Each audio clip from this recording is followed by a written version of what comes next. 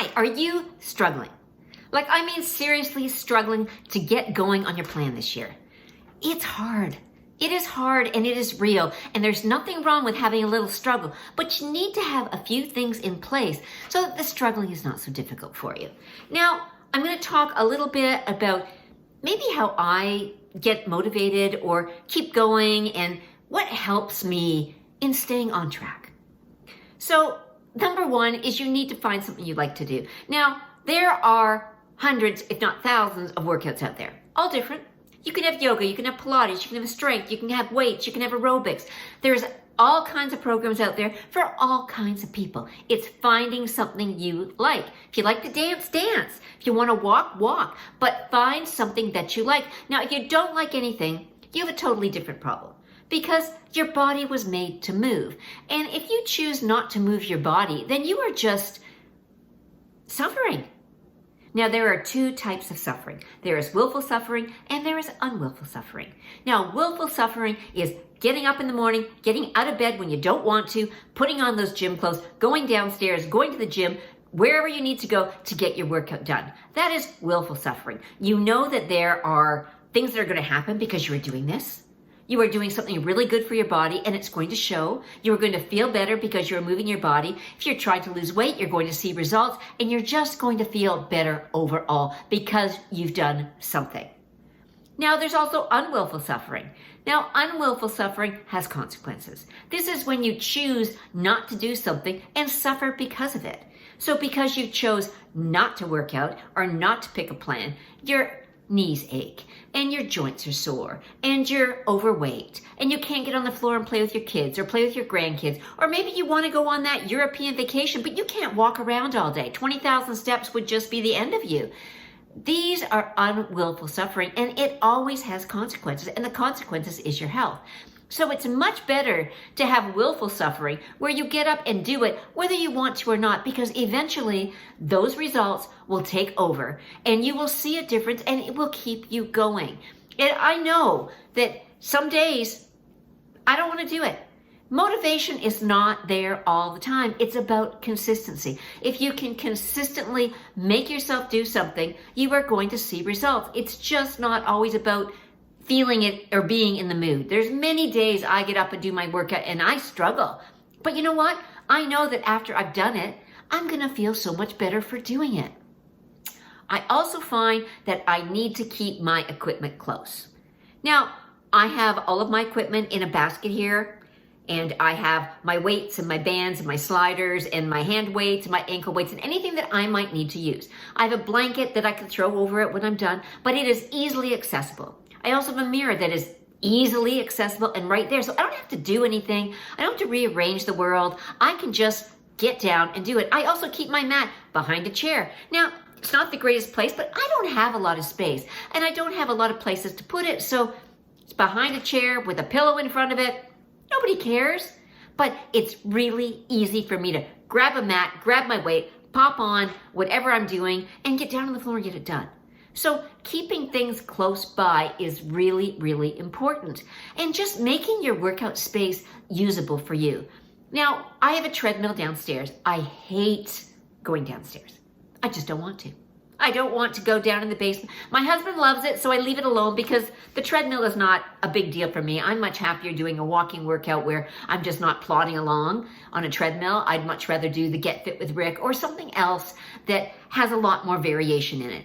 But he is okay getting down on the treadmill and just plodding along. If that works for you, that is great.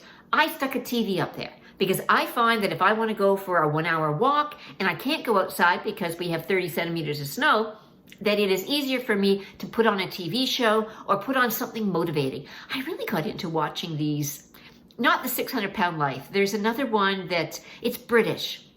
And I watch it all the time. You think I'd remember the name of it. But it's a British show about kind of a why are you heavy? And they take couples or family members and they go through their diets and they videotape what they're eating and they help them get on a healthier plan. It's a really good show and I enjoy watching it, and it's an hour long and it really motivates me to go, man,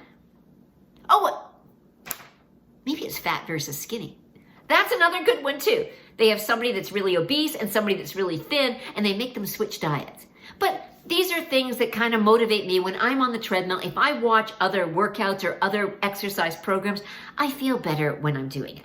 But normally, my workouts are all done in my living room during the day where everything is really, really accessible to me. So having things accessible is important. If you have to pull out all of your workout gear every time you want to work out, you're just not going to do it. And this is why some people go to the gym, because everything is really readily accessible. There are class times that you can go to, and you can also find like-minded individuals.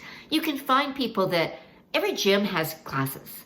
They have classes for people that want to lose weight or want to tone or whatever it is that you are working on. You can find a group of women that are in the same position as you. Maybe you're older, maybe you're retired like me and you're in your 60s and you want to get started. There are groups for women that are in their 60s to get started. Strength training. There are lots of ways that you can get these things. And joining a group of people with the same goals is really motivating. You could find a new group of friends that you go for coffee for after you have your workout, or something where you at least stay in touch and you're accountable to people. Because accountability is really important if you lack a lot of motivation. I do my journal and I find that really helpful. But this year I've been struggling on it. If I showed you my journal, it's kind of shocking. You know how my journal used to be like totally crazy? Now it says the date, what I did, and that's it. I'm putting like 8 pages on one page. It will get better. But right now, this has been a really tough season for our family. So we're just kind of getting back into it. But I never stopped my workout. And I really try to never go more than 2 days without doing something. Like something. I don't care what it is. Walking, anything, but getting my body moving in some way. Because if I go more than 2 days, then I can just easily become a couch potato, and I don't want that to happen. So it's really important to be moving, and moving often. Walk around the house, get up and down, go up and down your stairs, whatever you need to do to get moving. But getting back on track is the important part of this. Now, finding the right time for you is important too. If you are somebody that likes to get up, get it done first thing in the morning, great. If you're somebody that likes to come home and after dinner you like to go to the gym, great. Or go to a class in the evenings. It doesn't matter. Just find what works for you and stick with it. Find that time. I'm a morning workout person. Now, I know it's not morning for the rest of the world, but for me, I like to work out around 10. And I usually work out for 90 minutes to 2 hours. It just depends on what I'm doing and how I'm feeling that day. And it's not as crazy as it sounds, because I know that sounds like a long period of time. But if I decide to do one of my Hamelin workouts, that's 60 minutes. And it's not 60 minutes of rigorous activity. It's a lot of talking and a lot of slow movement. So if I sped it up, it would probably be a half an hour workout, like the Tracy Anderson is. It's spread out because he moves a lot slower. And when I do my walking workout, it's about an hour and 15 minutes. So when you add that together, you've got an almost 2 hour workout. So it's not intentionally 2 hours, but it is 2 hours of moving and activity every day. You also need to move slowly, okay? Start slowly. Don't just jump into some crazy workout that you've never done before so that you can't move for 3 days, or you can't sit on the toilet to go to the bathroom because you're so sore that you're holding onto the wall to get yourself down. Don't do that. Start out slow. You may not feel like you're doing a lot, but you are. Just getting those muscles going, getting your body moving, getting some really good stretching in.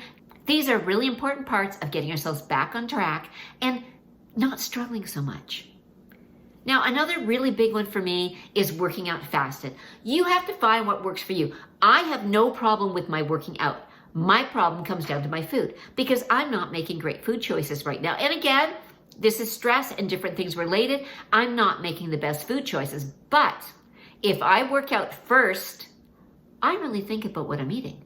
I'm not as prone to grabbing the toast and peanut butter when I've had a good workout. I'll do a protein shake. I'll make some scrambled eggs. I'll do something that's a little more healthy and get that protein in the morning, as opposed to just having some carbs on some toast, peanut butter, bagel, donut, whatever else that you might like to have in the morning, or a Pop-Tart. God, I was a queen of Pop-Tarts for years. So working out fasted really helps me make better choices during the day, because I've done the work. I don't want to ruin all the good work I've done. So I'm really trying to get back on track with my eating, because that has been my struggle.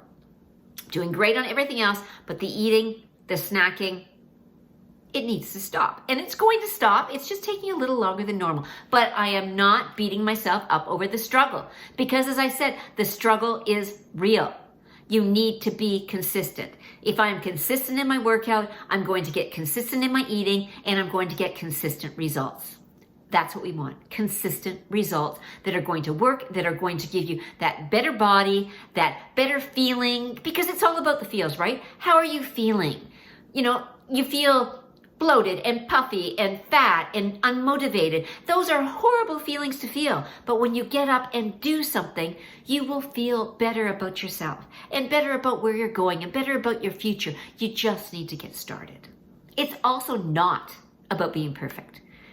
We all want to do the workout and do it exactly how it's supposed to be, right? You want the perfect form. You want to not struggle with the weight that's been suggested for you. You want to get through it and have it be great. Well, workouts are not about perfection.